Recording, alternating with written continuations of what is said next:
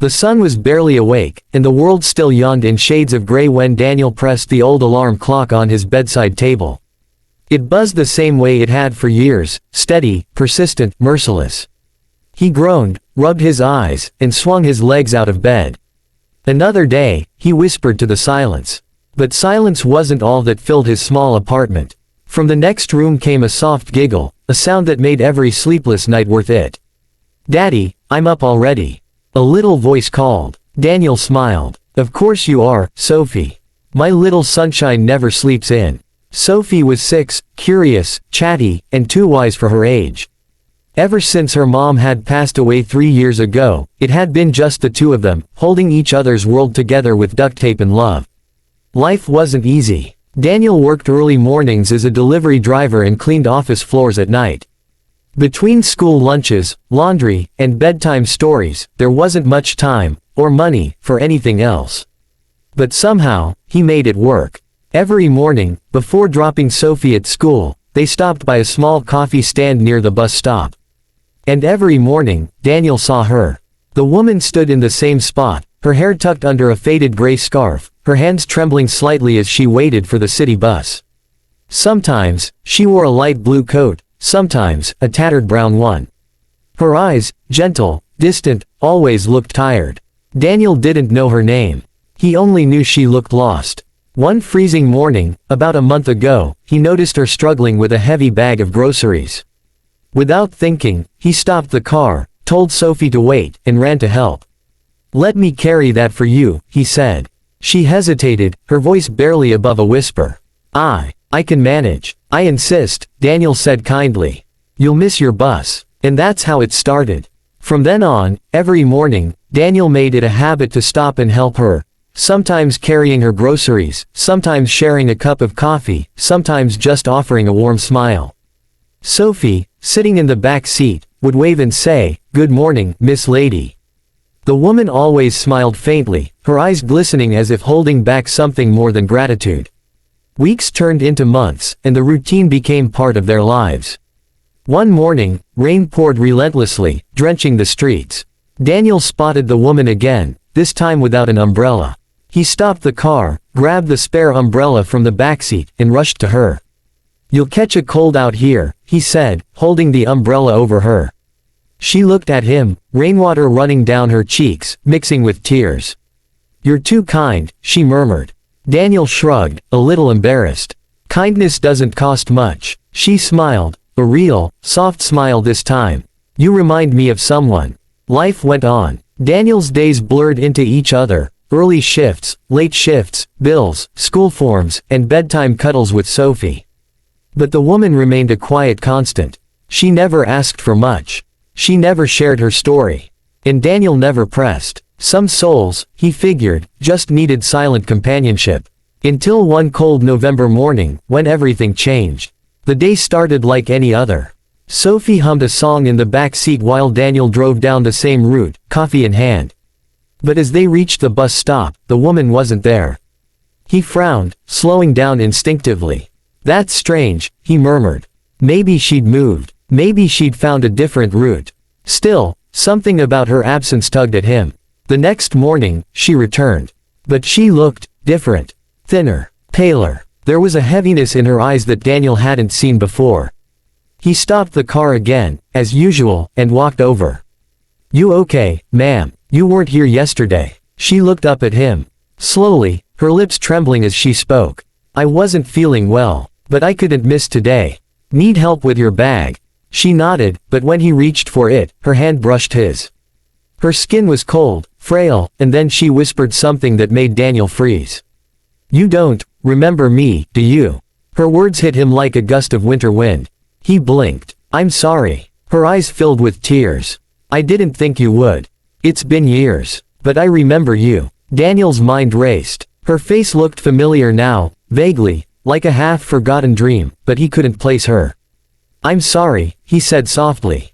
"Have we met?" She smiled sadly. "Once. A long time ago. You saved me." Her name was Marianne. 10 years ago, Daniel had worked as a part-time cashier at a grocery store while studying at night. One evening, he'd noticed a young woman standing near the checkout line, frozen in place, staring at her total bill, bare essentials but more than she could afford. Two little kids clung to her coat, one crying softly. Daniel remembered it clearly now, the look of quiet panic in her eyes, the way she'd tried to smile through it. She'd begun removing items one by one from her cart. "Just the milk then," she'd said softly.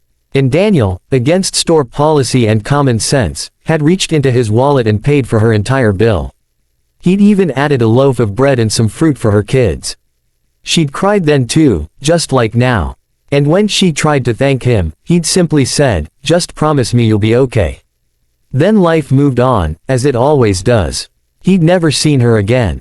Until now. Mary Ann looked down at her trembling hands. "After that day, everything changed. I got a job, moved to a safer place, and started over. You gave me hope when I had none. I never forgot your face." Daniel stood speechless, the memory flooding back with vivid warmth and ache. She continued, her voice fragile but steady. "When I saw you again months ago, helping me without hesitation, I wanted to tell you right away. But I was scared. You looked tired. I didn't want to bring back the past." Daniel swallowed hard. "I can't believe you remembered me. How could I not?" she said softly. "You were the first person who saw me when I was invisible." Over the next few weeks, Daniel and Mary Ann began talking more. She told him about her kids, now grown, both in college. Life hadn't been kind to her. Years of struggle had taken a toll on her health, and she was now living alone, fighting a quiet battle with chronic illness.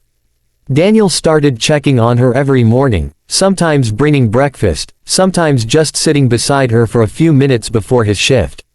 Sophie grew fond of her too, drawing little cards with rainbows and hearts for Miss Mary Ann. And for the first time in years, Daniel felt something stir inside, a connection, a warmth he hadn't felt since his wife's passing. It wasn't romance, exactly, it was something deeper. A recognition between two souls who had both carried too much and yet still chose kindness. One morning, Mary Ann wasn't at the bus stop again. Daniel waited. 5 minutes. 10. 20. Worried, he drove to the next stop. Still nothing. The following day, she didn't show up either. Finally, he asked around at the small cafe near the station. The barista frowned. "Oh, the lady with the gray scarf. I heard she's been in the hospital." Daniel's heart sank. He found her 2 days later in a quiet hospital ward, pale but smiling faintly when she saw him. "You came," she whispered. "Of course I did," he said, gripping her hand. "Your family now." Tears welled in her eyes. "You're still the same, Daniel. Still helping people without expecting anything back." He tried to smile, but his throat tightened. "You helped me too, Mary Ann. You reminded me why I do it." Mary Ann's health declined over the next few weeks. Daniel and Sophie visited her every evening after school. They read stories, brought flowers, and filled the room with laughter and light. One evening, as Sophie drew another rainbow, Mary Ann called Daniel closer. "I have something for you," she said, handing him a folded letter. "For when I'm gone." "Don't talk like that," Daniel said softly. She smiled weakly. "We all have our sunsets, Daniel. Yours still has light left.